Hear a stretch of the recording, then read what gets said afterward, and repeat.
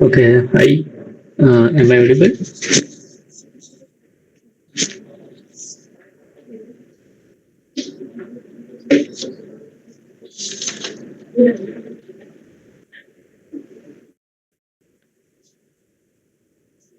And is the screen visible?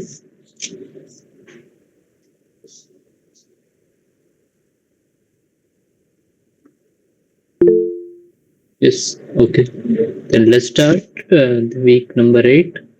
That was all about convergence of random variables. So we started with different modes of convergence, right? So for real numbers, a sequence of real numbers, we know that what it means for that sequence to converge to a particular value. But now we are not talking about real numbers, but rather random variables, which is a function, and how it can converge to a particular random variable as limit n tends to infinity. So there are different ways of defining this convergence, which are called these modes. And there are 4 in particular. So I'll list them down with the definition. So first is in distribution. So the symbol is xn tending to x in distribution. So we put a little d there. And what it means is that you have a sequence of random variables x1, x2, xn, right? And what we are asking is whether it converges to particular random variable x. So for each of them, we have f1, f2, which are the cumulative distribution function, CDF, that we learned, right? So we say that if this particular sequence of functions, f1, f2, that tends to some particular f of x, right? So if f1, f2, that thing tends to f of x, then we say that xn tends to x in distribution. Okay, this is the definition of distribution, convergence in distribution. And the second mode is convergence in probability. So we put a little p here. And what it means is that probability that xn, mod of xn, is greater than epsilon. Okay. Or sorry, the deviation from x to xn. So what we are claiming is that at the limit tending to infinity, this thing almost becomes this thing, which means the deviation of that cannot be any finite number. So the probability that deviation is greater than some number epsilon has to be 0 for all epsilon greater than 0. Okay, as limit n tends to infinity. So again, let's read it.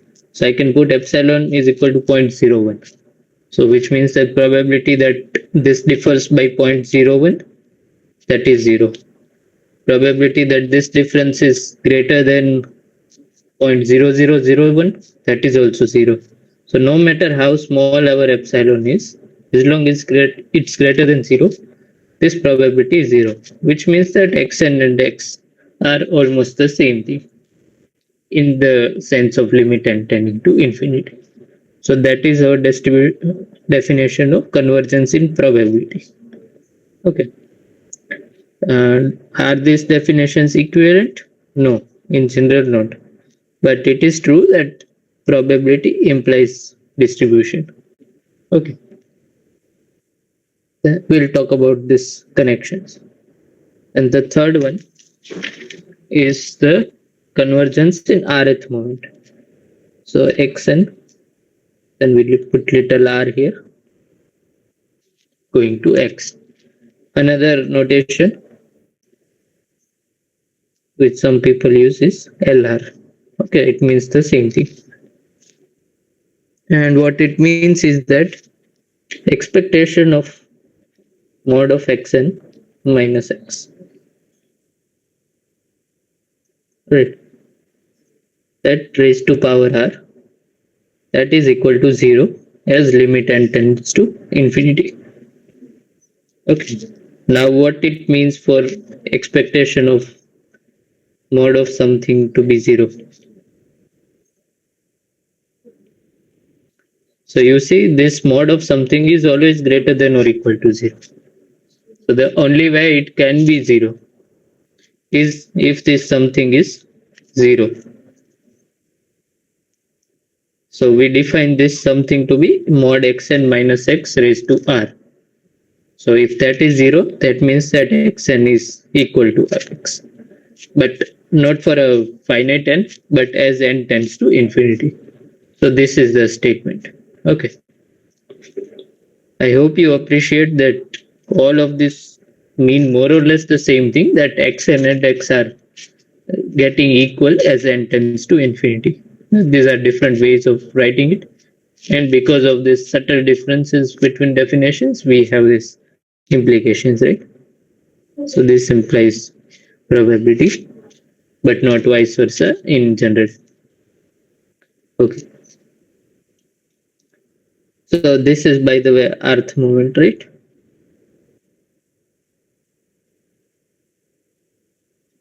And the final way, the final mode of convergence, it is called almost surely.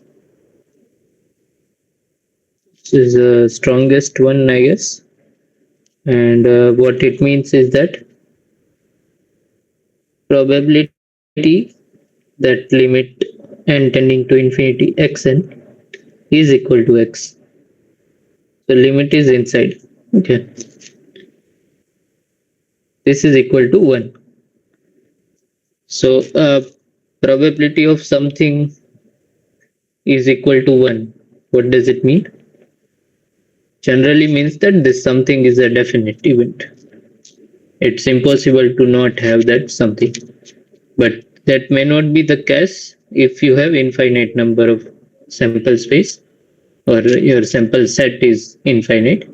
For example, if you ask someone to randomly pick a number, natural number, any number, not any up to 2000 or anything, then we ask what is the probability that they pick 4. So if they are picking up uniformly, firstly you cannot define the probability, but in the limiting sense, let's say you are picking from 1 to n as n tends to infinity, then this probability becomes 0, but you can still pick 4, right?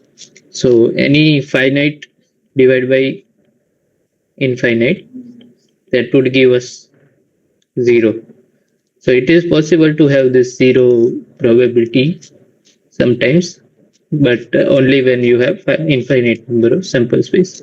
Another way to say this is that probability that this number is not equal to 4, that is 1. So you are almost sure that 4 is not going to be picked up.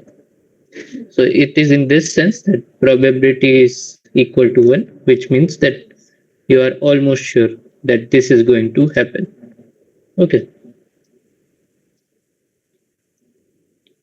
So in this case, the probability of something, sorry, this is same as saying probability of this set, all sample size samples, such that xn of omega tending to x of omega. This set is almost the universal set, which means the probability of this is 1. If this is infinite set, then it's possible that for some finite number of omegas, this does not happen. But out of infinite, finite don't matter, which is why probability is 1. So this is the meaning of almost surely. Okay. Now let's talk about the connections between all this. So we saw this logic trees, right? So let me first draw it and we'll try to understand it. So the central character is convergence in probability. So I'll just write P. Okay. P implies D, which means convergence in distribution, and P is implied by any rth moment. So one is implied by 2, etc.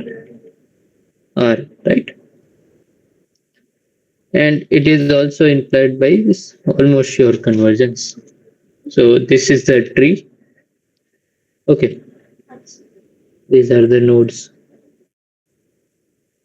So now the question appears that which one is the strongest condition and which one is the weakest condition. And so as you can see, if we are told that it almost surely converges, it has a large information, because then we know that it also converges in probability and it also converges in distribution. Whereas if we are told that it converges in distribution, we don't know whether it converges in probability or in almost sure sense, which means this contains, which means that this contains the least information, whereas this contains the highest information. So this direction is, this is weak, and these are strong conditions or statements. Okay, there is another way to see this. So logic 101, right? That I can tell you that X is a dog. Let's say that's the statement P, and statement Q is that X is an animal. Which one is a stronger statement? That is P, right? This is strong. This is weak. Why? Because if X is a dog, it implies that it is an animal. But Q does not imply P, right? If it is an animal, that does not mean it's a dog. It could be a cat, which means that P is a stronger statement. So anything that is implying something else, that is the stronger condition. So yeah, I can write P is what? P is dog, right? So, and this is animal. Okay, so even stronger statement would be to have some particular breed of that. Okay, so if I am given a breed, let's say Alsatian or Labrador, then I know that it is a dog and I know that it is an animal. Okay. Even weaker statement would be to say that it's just a life form, right? Just an organism. Okay. And I could go in the other way. I can say that it has at least one leg, which means it has to be animal. Okay. Or let's say two legs. But one stronger statement is that it has three legs. Okay, because then it implies that it has at least two legs, etc. At least. Okay, and that can be continued to any number r. So it is in this sense that this logic tree is connected. So this is the strongest thing again. This is strong.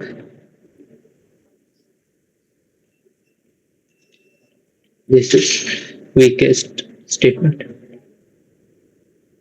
Okay, and we encounter these adjectives once again in the theorems that follow, right? That immediately follow. So the first theorems is this strong weak law of Raj numbers.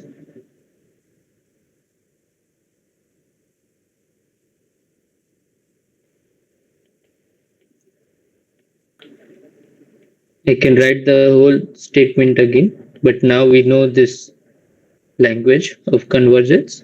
So in that sense, it's a very simple statement. It says that the sample mean converges to the population mean or real mean. In what sense? In probabilistic sense. which is somewhere here. Okay, so x bar converges to mu, where x bar is x1 plus x2 up to xn divided by n. Okay, and obviously it should carry an n on the left side because it's not a, and that's the free variable, but generally people ignore it, so we'll continue with that notation. But always good to remember that x bar is something that carries n, and as n tends to infinity it converges to mu in probabilistic sense or in probability. Okay, then the next one is uh, strong law of large numbers,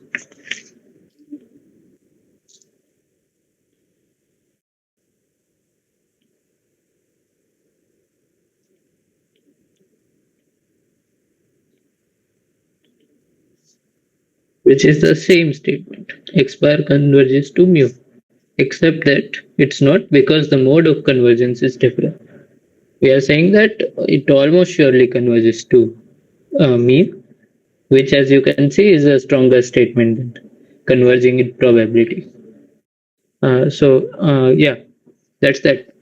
Again, X bar has the same definition, and there are obviously assumptions that all xi's have some finite mean mu and finite variance sigma square, etc. Okay, so I'm not writing those down. And in particular, we saw a theorem called Bernoulli's law of large number, which is the weak law of large numbers for a Bernoulli distribution. And that was proven explicitly. Um, Finally, we saw the most important thing. By the way, I hope you know what this law of large numbers is intuitively. It just says that out of 10 tosses, we expect 5 heads and 5 tails. But you know that if you do it actually, you can get 6 heads per plus 4 tails, even 8 heads per 2 tails, even 10 heads plus 0 tails, right? I'm not saying all of them has non-zero probability. Of course, that is true, but very finite and large enough probability that it actually happens. For example, India lost 14 consecutive tosses in international cricket, I think, with different captains, different formats, etc. So this kind of things can happen. It's just that as you increase the numbers 400, you would be closer to 50 plus 50. So now this 8 plus 2 or 80 heads plus 20 heads, that probability is much lower than this 8 plus 2 here. For 10 raised to, let's say 10, 8 into 10 raised to 9 heads and 2 into 10 raised to 9 tails. So out of this 10 billion, 8 billion heads and 2 billion tails. This is very, very, very, very, very improbable. Okay, and you can bet your life on it that you will get very close to 50-50 percentage. So 5 billion heads and 5 billion tails. Okay, so what it means is that out of 10, the distribution of number of heads would look something like this: 400 with mean at 5, the maximum. 400, it becomes sharper with mean at 50. So this standard deviation, this will be higher, but not in proportion. Okay. For this 10 billion, the distribution would be very sharply picked at 5 billion. Okay. So this is a law of large numbers. And there is another theorem which says that this shape becomes Gaussian or normal. So that is called CLT, Champions League 2020. No, central limit theorem.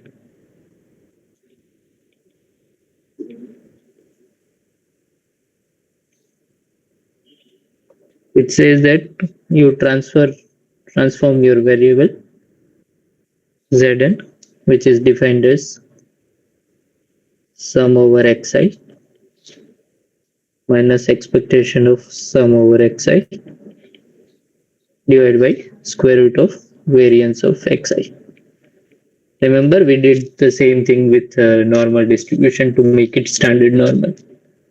What it's saying is that does not matter what your distribution of x's are, the distribution of sum of the x's, which means n times the average, minus expectation of the same variable divided by the standard deviation of the same variable, that will tend to normal distribution. Okay, not just normal but standard normal. Okay, and the other way to define is x bar minus expectation of x divided by standard deviation divided by square root of n. This also follows the normal 0, 1. Okay, you can check that both of them are same thing. So some people write as sum of xi. Some people like to divide 1 by n everywhere. But then you have to remember, sorry, this was sum of xi. That variance of sum of xi is n times the variance. So there will be square root of n there. And there will be factor of n from here. So this is n by square root of n. That would be multiplied. So that is this square root of n here. Okay. So again, we can see the hints of weak law of large number. So as you can see that x bar goes to expectation of x and the standard deviation shrinks sigma by root n. Okay. So standard deviation with respect to expectation, this width keeps on decreasing. Yeah, any questions?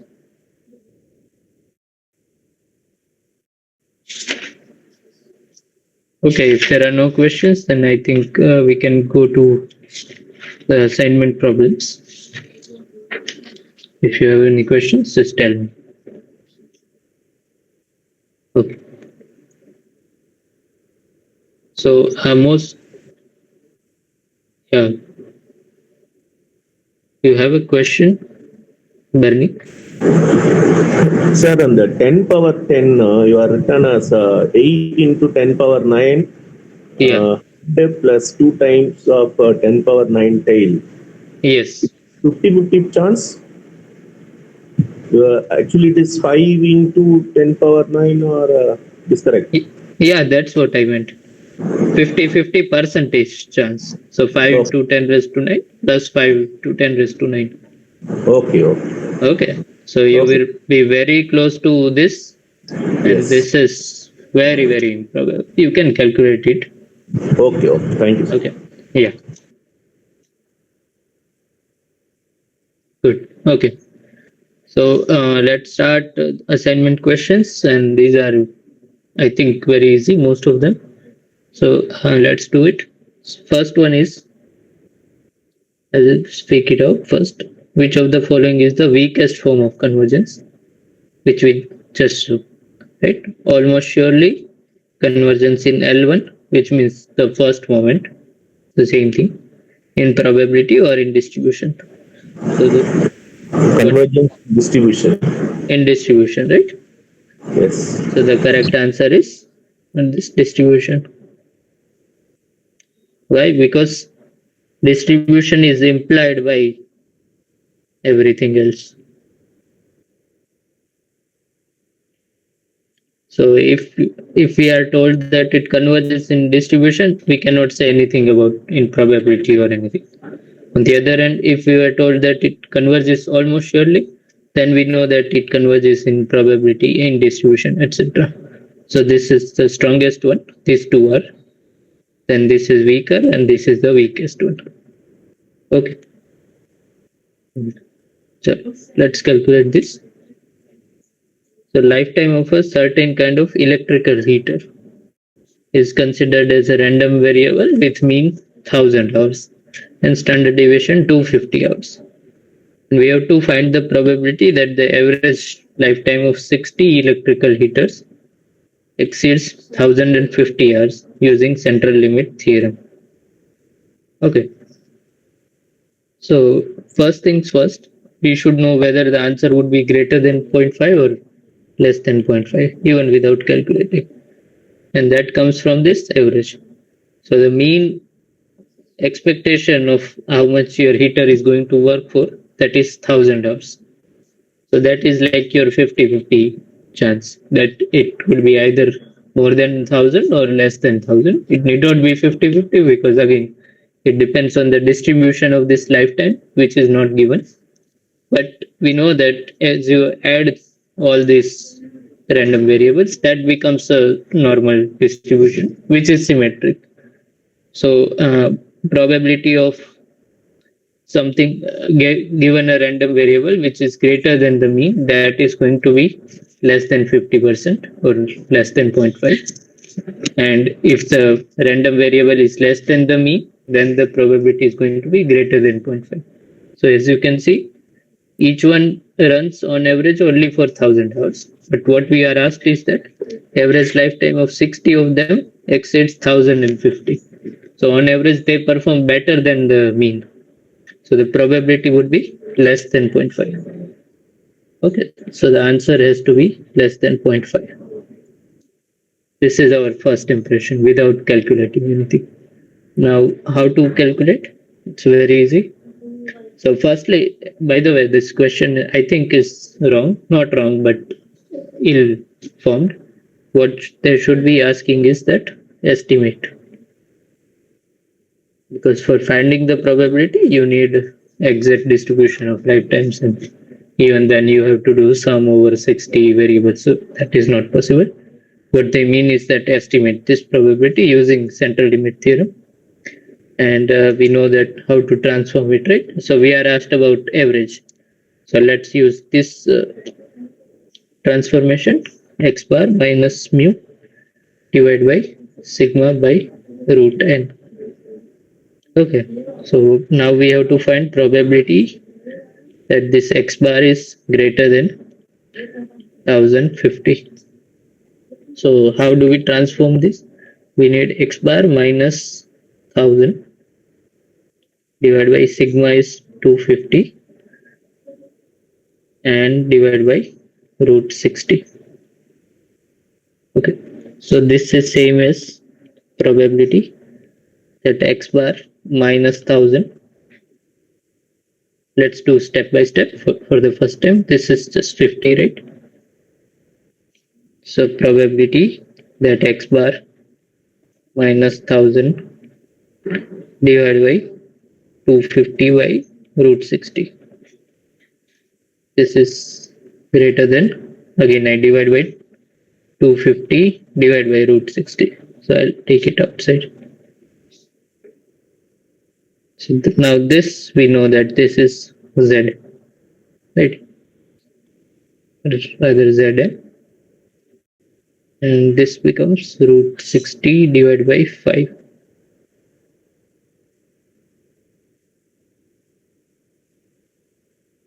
Is it correct?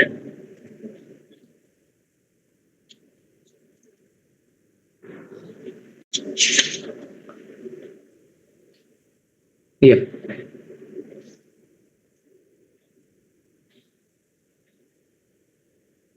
Okay. And so this is probability that Zn is greater than this number, which is already given, 1.55. Okay. And now we can express this. So this is roughly equal to probability that Z is greater than 1.55. So this is where we invoke central limit theorem. And now we can express this in terms of phi. So what is phi of z? Phi of z is this area from minus infinity to z. Okay, if this is your normal curve, then this area is defined as phi of z. But what we are asked is to calculate probability that is greater than this thing. Okay, z is our 1.55. So probability that random variable is greater than 1.55.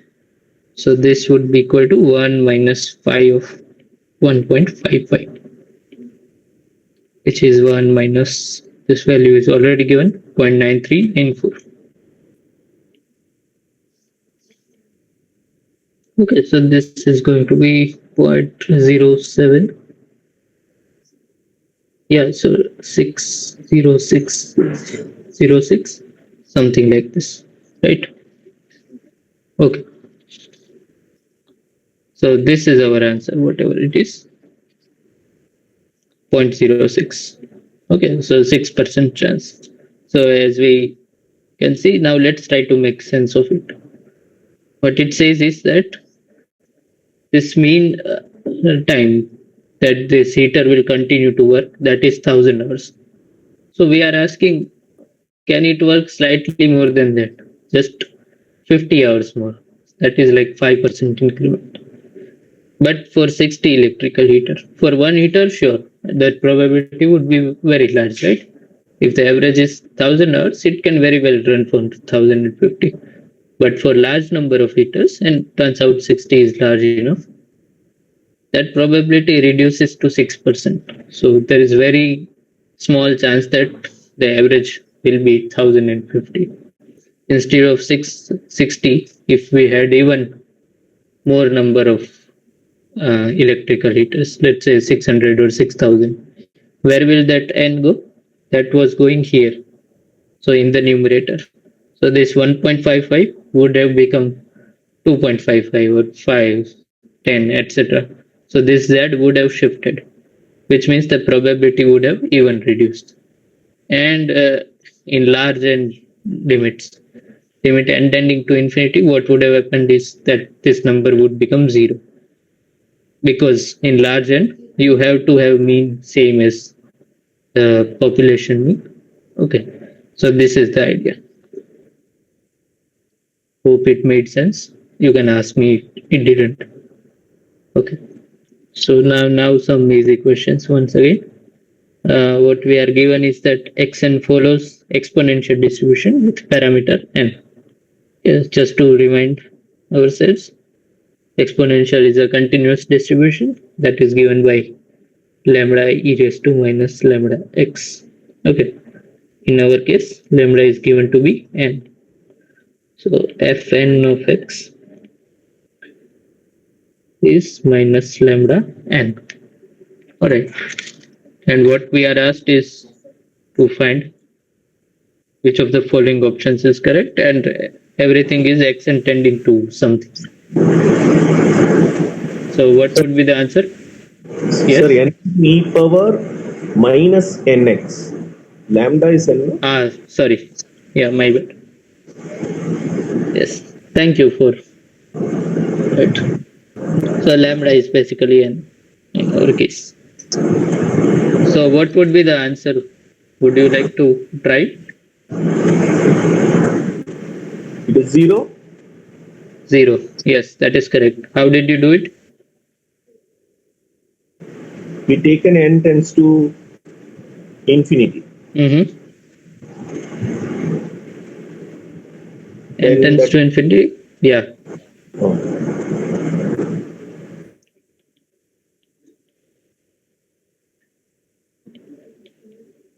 Okay. So yeah. So let me just elaborate on that. So this we can evaluate, right? Firstly, intuitively also it should be clear. We have just n, so we're a linear growth, but this decay is exponential. Okay, and we are asking what happens eventually. So we know that exponential is stronger than any polynomial. So this will win, which means that as n tends to infinity, this entire thing should be 0. But more rigorously, we can use L'Hopital's rule. So I can write n divided by e raised to minus nx. And now I can differentiate both the sides with respect to n. Right? So this becomes what? Minus x e raised to minus nx. N divided by e power nx only, no? Plus nx. Yes, thank you. Okay, but point is that this limit turns out to be 0 when x is greater than 0. We are Okay. using L'Hopital rule. Yeah, this is the L'Hopital's rule. But Okay, you have thank to remember limit is on n, so we have to differentiate with respect to n. Okay. because of infinity by infinity. That's why. Yes, infinity by infinity. So this distribution is equal to 0 everywhere except when x is equal to 0. Okay. So when x is equal to 0, this limit still goes to a non-zero value, which means that all your mass, what is happening is that, let's say this is n is equal to 1, this is n is equal to 2. In the limit n tending to infinity, it becomes something like this. So only non-zero value is when x is equal to 0, which means your random variable is approaching this constant value 0. Okay, so this is xn. One more clarification. Yeah. Exponential distribution x is greater than or equal to 0. Basically, the definition is like that. Yes. And continuous case equal to 0, greater than 0, there is no meaning, much meaning of that. Yes, except in this kind of limiting sets, right? Oh, Limiting case, yes. Okay, so as you can see, this fnx does not actually approach any particular f of x. Okay, this is wrong because this f of x, if you had to define it, you can should have defined as delta of x, which I think you have not covered. But this is the Dirac delta function, which takes zero value if x is not zero, but otherwise it's infinite in such a way that integral of this is 1. So this is not done, but what it means is that there is a infinite peak at x is equal to 0. Okay, but clearly this is not a function in the sense that we define, so let's not go there. But what we have to agree is this thing, that in probability sense, the only value of x which has non-zero probability as n tends to infinity is xn. Okay. There is an easier way to prove this, which is to calculate expectation of n xn. Okay. And because xn is always non-negative, I can just write expectation of xn. And we know that exponential distribution, the expectation is 1 over n, 1 over the parameter, which means that limit n tending to infinity, expectation of mod xn is equal to 0, right? 1 over n goes to 0. And I can just write xn minus 0 here, which means that xn tends to 0 in the sense of first moment. And we know that this implies convergence in probability as well, right? We saw the logic tree and also in distribution, even though we are not asked. So this is an easier way to prove. And in general, I think in most of the problems, it's easy to calculate the expectation and prove the convergence in the rth moment and then go to this probability or distribution. Okay. Let's see the next one. Fourth one. Now, what they are saying is that x is some fixed random variable, as in it's not a part of sequence. And then there is this sequence xn is equal to that variable, random variable x plus y, which is a sequence. And expectation of y and variance are given, where sigma and these are constant. Then we have to find xn converges to what? Is it x or 0, firstly? And second thing is that in what mode does it converge? So would anyone like to try it?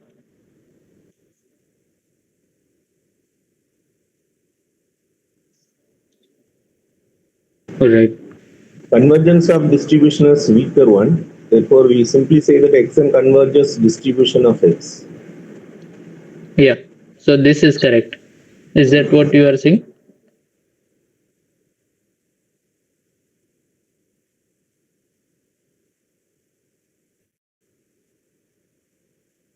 Okay. So let's do the same thing as what we did last time. Let's calculate expectation of Xn. And this is expectation of X plus expectation of Y. So this is equal to expectation of X is whatever it is plus expectation of Yn, which is 1 over n. So now if I apply limit n tending to infinity, expectation of Xn, and let me take X this side, that is 1 over n. Alright, which means that limit n tending to infinity xn minus x, this is equal to 0. Okay, and yeah, this means that xn converges to x in the first term, which implies it converges in the probability sense, and that implies that converges in distribution also. Okay, so you are right in distribution and in probability. Both of these are correct statement. Okay. Once again, we have convergence question. I mean, that was all the week was about. So Yn is a distribution, uniform distribution defined on this into 0 to 1 over n square. So this endpoint is a function of n. Then which of the following is the correct option? Okay. Before solving it, let's just try to visualize it. So for n is equal to 1, we have uniform from 0 to 1. So 0 to 1, the distribution is something like this, right? It's uniform. So this is our fx, f1 of x. For n is equal to 2, it's uniform over 0 to 1/4. Okay, so 0 to 1/4. Now the height would be higher. Okay, and it will continue. So as you go higher and higher up the n, you will see that this interval shrinks from 0 to 1 over n square, and this height would be 1 over n square. Okay, so in limiting case, what happens is that when n tends to infinity, you have from 0 to 0, so to speak, right? And an infinite peak at 1 over infinity. Sorry.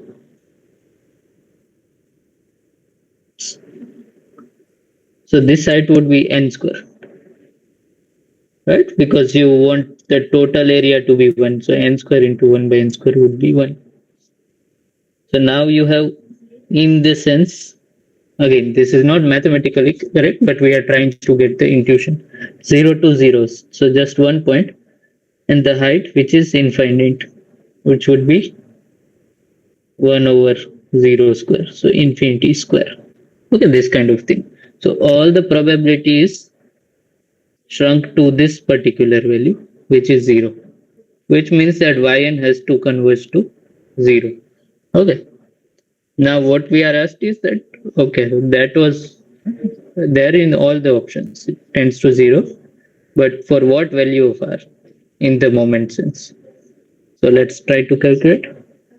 What we want is expectation of mod xn, sorry, yn minus 0 raised to r. This should be equal to 0. Okay. So expectation of yn to the power r. So yn is what? For yn, fn of x is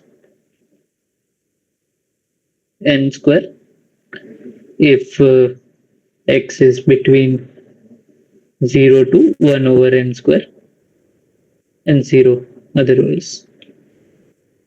So now the expectation would be x raised to r dr times this density, which is n square, from 0 to 1 over n square. Okay, so let's calculate this. I can take, sorry, not dr, what I want to, dx. So n square can be taken out, and we have x raised to r dx from 0 to 1 over n square. This is n square times x raised to r plus 1 divided by r plus 1 from 0 to 1 by n square. So n square by r plus 1. Again, I dropped this mod sign because x is positive, right? So this becomes 1 by n square raised to r plus 1. Right? And this is n square raised to 1. So this becomes 1 by r plus 1 times 1 by n square raised to r. And this should tend to 0. So this is proportional to 1 by n raised to 2r. So for what value of r would this go to 0 as n tends to infinity? That is the question. So we know, for example, 1 over n raised to 1, that goes to 0.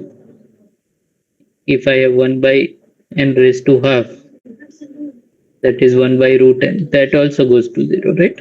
In fact, 1 by n raised to anything positive, that would go to 0. It will go slower and slower, but it will anyways go to 0. It's only when it becomes 1 by n raised to 0 that it becomes a constant 1, which means that this 2r has to be positive quantity, which means r is greater than 0. Okay, so I think correct option is this one, r greater than 0, which for some reason is not there. But yeah, if multiple correct answer is there, then r greater than 0 means all of these things, right? R greater than or equal to half, which means r greater than half, etc. So all of them are correct in that sense. That if it is true for r greater than 0, then it's true for all these cases. Okay, so I hope you got that part. If you think something is wrong, then tell me, because I was surprised to see not any option that was r greater than 0. But okay, let's proceed.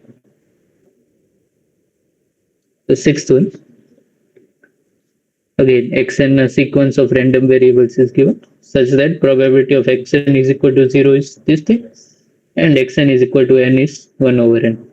Okay, so every xn is a Bernoulli distribution with probability of 0 is 1 minus 1 over n, and at n is 1 by n.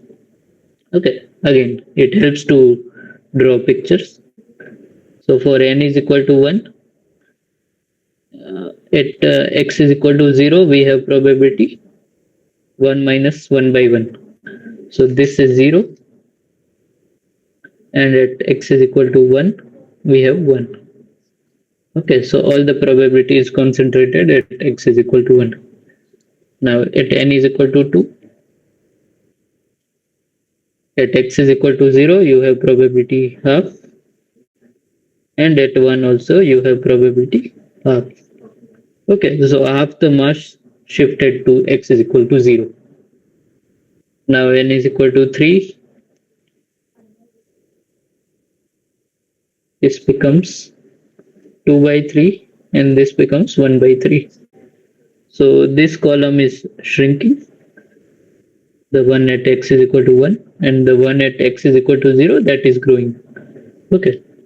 For example, n is equal to 100.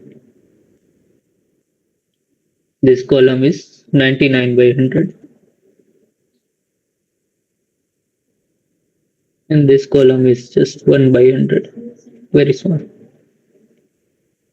So now we can see that at n tending to infinity, this becomes 1. And this becomes 0.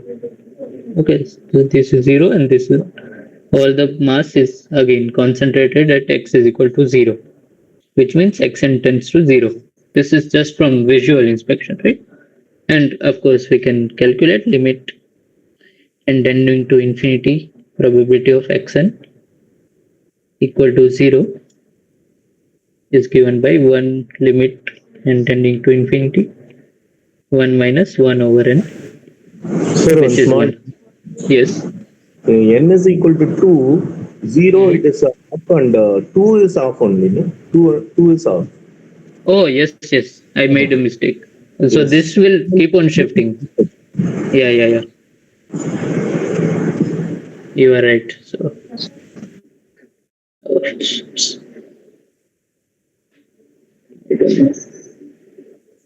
yeah, let me correct it. So all these columns will keep on shifting. Thank you for pointing it. So now this becomes 2 half. This will be at 3 1/3. This will be at 100, but 1 over 100. So this will go towards infinity, but its mass will be 0. So the statement is still true that all the mass is concentrated at 1. Okay, which is why in probability xn converges to 0. Okay, if we want to prove it, we can go to definition. What was the definition for convergence in probability?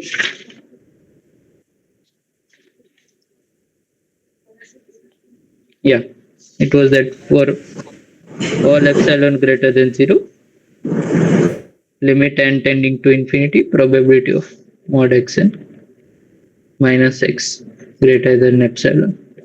This should be equal to 0. But we see that probability of mod xn greater than epsilon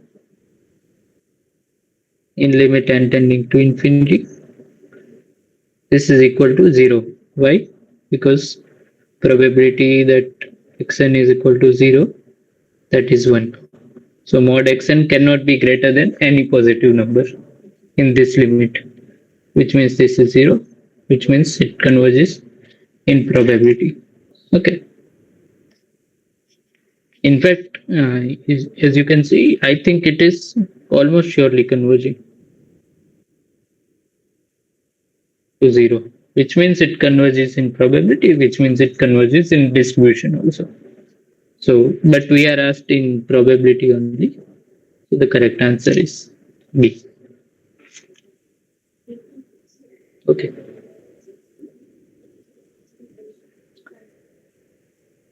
Okay, I don't know why this question is, but since it is there, I just tell you x is a non-negative random variable whose expectation exists, then which of the following inequalities is true? It's kind of a refresher from, I don't know, second or third week. Which one is the correct one? Sir, it's a Marco inequality. Yes, it is Marco. Which one is the correct option? Probability of x is greater than or equal to a is less than or equal to expectation of x divided. Yeah. Right. That's Yeah. one.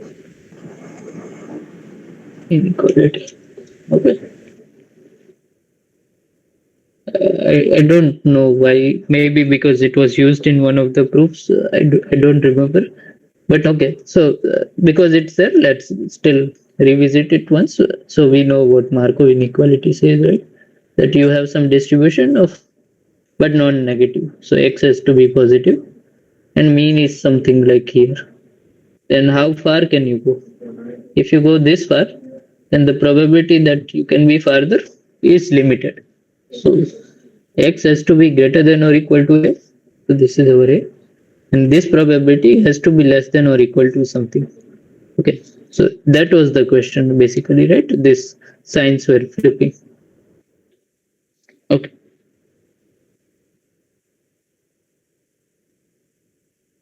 Next one. Again, this is very easy and intuitive. So x is a random variable such that variance of x is 0. Then which of the following is true? So we have to calculate probability that x is equal to expectation of x. So would anyone want to venture?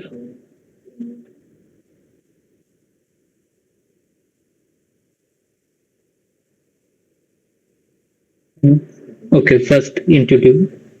Probability of expectation of x, that is third one is correct, equal to Yeah, 1. third one. And what's the logic? That is variance of x is equal to 0, means expectation of x minus expectation of x whole square equal to 0. We put 1, it satisfies. Yes. So let's see. So expectation of something is equal to 0, and that something is always non-negative. Yes, you are right. So I'm just elaborating on that. So expectation of a non-negative random variable that is greater than or equal to 0. Now, how could it happen? It can happen only if this number or this random variable is equal to 0 almost everywhere. So the probability of this happening is 1. Okay, this is the logic. So this is the almost sure statement, right? That x is almost surely expectation of x. Another way to see is that what does variance mean? Variance is the spread in your distribution. And what you are telling me is that the spread around this is 0, which means there is no spread. There is just single column here. Okay. And that is at mu, which means the probability of x being at mu, that is a definite event, almost surely. So again, the answer is 1. Okay. This is sigma equal to 0. This is sigma non-zero. Okay.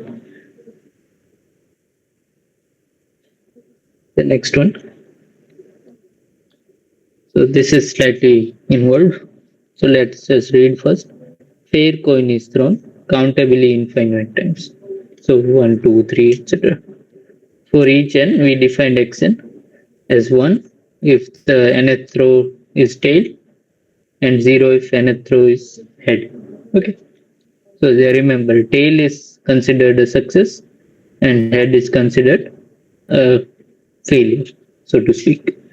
And this is not a function of n as such. I mean, these numbers don't depend on n. So all of them are IIT. And the random variable x is also the same thing, but with reverse. So it's the negation of xn. 1 success if the coin shows head, and 0 if the coin shows tail. Okay.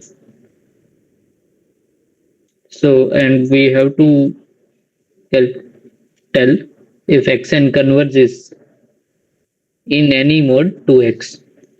Okay. And we have to just remember that we have to mark the false statements. So xn converges to x means that x and xn and x have same distributions, right? In loosely speaking. But let's see what happens. So xn is 1 if tail and 0 if head. But x is opposite. 0 if tail and 1 if head. Okay. Which means for a given n, xn minus x mod of this will be always equal to 1. Why? Because if you get tail, then this is 1 and this is 0. If you get head, then this is 0, this is 1. So x and x are never equal for any n. The answer is B and D. Answer, you are right. These are the correct statement. So true and true. But we have to mark false. So A and C are the options to be marked, but you are right. So it does not converge in probability, or it does not converge to x. In fact, it does not converge to x at all. Okay. So for all n, we have this,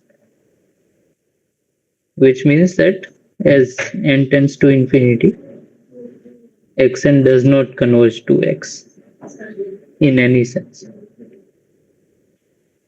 in any mode. Okay, they are different distributions. So when we say it converges, it means that it's slowly becoming equal. But as you can see, firstly, this is not a function of n. If it was, let's say, 1 over n or 1 over log n, anything like that, then we would know that, okay, as n tends to infinity, xn and x are coming together, but they are not coming together. So in any sense, they are not coming together, right? So yeah, so the correct statements are that xn does not converge in probability, and they don't converge almost surely either, which means these are the false ones. So let me just write false. Okay. The last one. Again, not very difficult. So we have x1, x2, etc., and this x bar. Thank God, now they are putting n as index. So which is defined as this sample mean, x1 plus x2 all the way up to xn divided by n. Another way of saying that is Sn by n. And we are asked that mean is 0 and variance is finite sigma square. Then which of the following is true? So xn converges to what? In L square sense. 0, 1, minus 1 and infinity. And again, the trick I like is just to calculate the expectation of xn. Because if it is converging to some constant, then it has to converge to that expectation, right? So expectation of xn is simply expectation of Sn divided by n. Is n mu by n. So what would be the correct answer?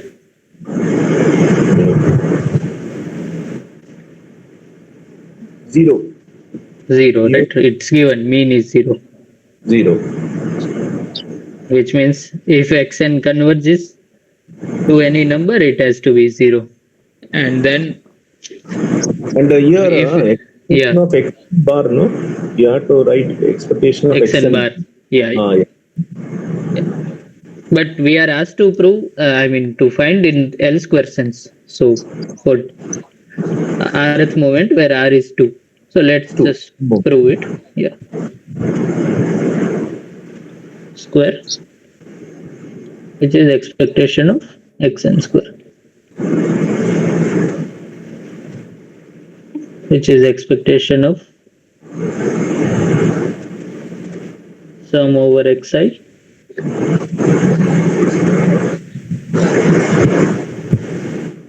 all right. So this 1 over n can be 1 over n square can be taken outside, and this is expectation of sum over xi square, which is just the variance. So this becomes n times variance of xi. This is just constant thing. So this becomes 1 by n times variance, which is sigma square. So this is sigma square by n. Correct.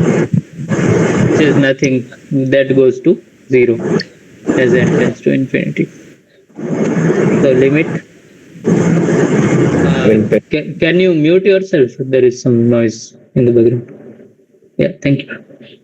So n tending to infinity, expectation of xn minus 0 square.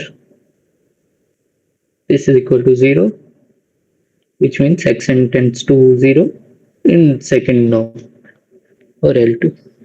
Okay. Yeah, so that was it from this week. And last one, I have one doubt. Last question. This one? Again, yeah. Your xn bar only, no? Yeah. Sorry, I keep on forgetting the bar, but I mean the same thing. Yeah. Any other point? That's all, sir. Thank you.